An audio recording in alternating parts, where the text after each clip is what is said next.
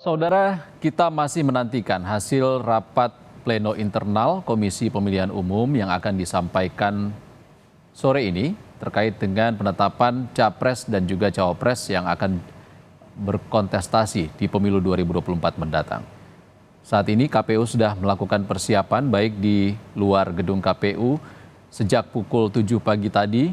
Komisi Pemilihan Umum ruas Jalan Imam Bonjol, kawasan Menteng, Jakarta Pusat ditutup untuk mengantisipasi kerumunan aksi massa yang juga berlangsung pagi tadi, dan persiapan yang sudah dilakukan oleh personel polisi dan TNI, setidaknya ada 2.000 personel gabungan TNI Polri yang sudah berjaga di kawasan di Jalan Imam Bonjol, Menteng, Jakarta Pusat. Kita lihat ada kendaraan taktis dari kepolisian dan juga personel TNI yang sudah bersiaga di depan gedung KPU RI, dan Jalan Imam Bonjol yang ditutup sejak pukul 7 tadi juga ditutup dengan menggunakan barrier, dan terdapat pengalihan arus lalu lintas yang dilakukan oleh kepolisian untuk mengantisipasi jalan yang ditutup sejak pagi hingga nantinya penetapan Capres-Cawapres di gedung KPU RI selesai diumumkan oleh KPU, saudara. Ruas jalan baik dari gedung KPU maupun yang menuju KPU hingga Geraha Mandiri, saudara, ditutup. Salah satunya Jalan Imam Bonjol yang sudah ditutup sejak pukul 7 tadi.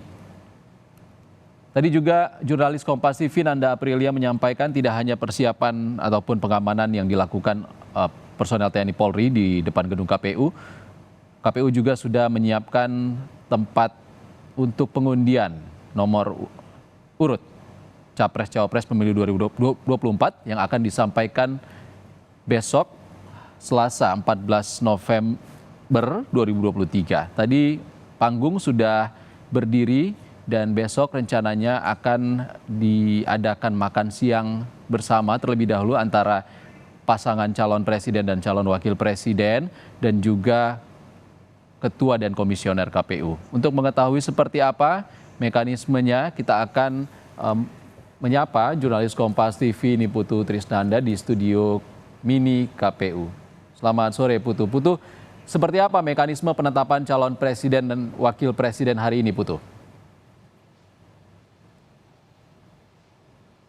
Ya, selamat siang Ihsan dan juga saudara. Tentu saja kalau bicara soal mekanisme ini mengacu pada undang-undang dari KPU RI sendiri yang kemudian sudah menyusun sebagaimana rupa, kemudian juga sudah diturunkan menjadi PKPU terkait dengan peraturan pelaksanaan dari pemilihan umum. Kalau kita bicara soal Pilpres spesifiknya, memang sampai dengan tanggal 12 November kemarin ini dilakukan verifikasi administrasi dari calon-calon yang sudah mendaftarkan diri, dan pada tanggal 13 November ini KPU akan melakukan finalisasi dan kemudian juga akan disampaikan kepada publik nanti pada saat konferensi pers, ini kurang lebih pada pukul 15.00 waktu Indonesia bagian Barat atau pukul 3 sore terkait dengan hasil finalisasi ini.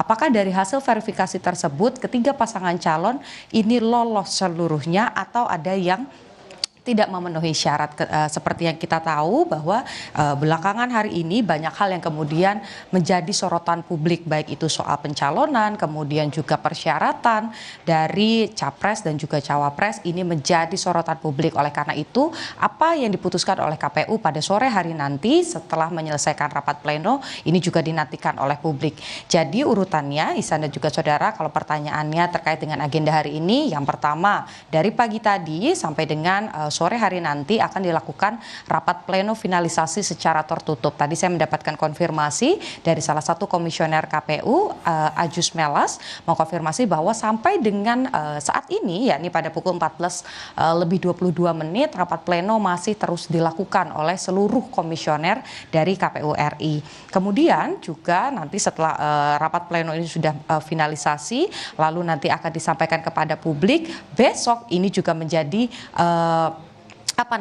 yang ditunggu-tunggu, karena kalau kita lihat tadi juga sempat disampaikan oleh rekan Nanda Aprilia bagaimana kemudian KPU RI ini bersolek, ada panggung yang disiapkan, ada pengamanan yang dilakukan karena besok rencananya setelah pasangan calon ini ditetapkan sudah resmi atau administratif ini dinyatakan sudah aman begitu ya, lolos, nanti akan melakukan pengundian nomor urut nomor 1, 2, 3 atau berapa jumlah nanti pasangan calon yang dinyatakan lolos oleh KPU. Jadi dalam waktu dekat ini agenda terdekatnya adalah menunggu finalisasi dan besok akan melakukan pengundian nomor urut. Ihsan. Putu, tadi juga disampaikan Anda tidak ada baca pres dan juga baca pres yang hadir hari ini. Apakah tim dari 3 pasang capres-cawapres nantinya akan hadir dalam penetapan hari ini?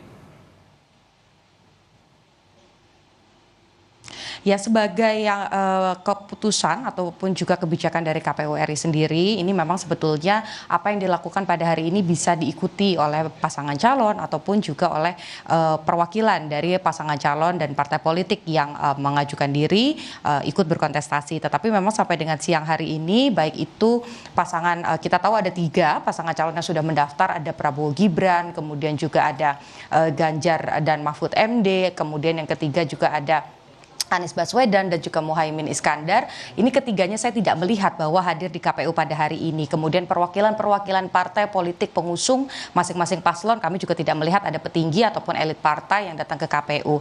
Tetapi tadi saya mencoba mengkonfirmasi baik itu ke tim pemenangan Ganjar Mahfud, kemudian juga ke TKN Prabowo dan juga ke tim yang mengusung atau partai politik pengusung Anies Baswedan dan juga Muhaimin Iskandar, ini menyampaikan bahwa perwakilan yang datang pada hari ini hanya LO saja atau perwakilan saja. Jadi memang petinggi-petinggi dari partai politik, kemudian juga dari tim pemenangan ini berkumpul di titik masing-masing untuk kemudian membahas dan menunggu bagaimana keputusan dari KPU, karena apa yang disampaikan KPU tentu ini akan berpengaruh juga pada strategi-strategi yang akan kemudian dilakukan atau tindak lanjut yang akan dilakukan oleh tim pemenangan dari masing-masing pasangan calon. Ihsan.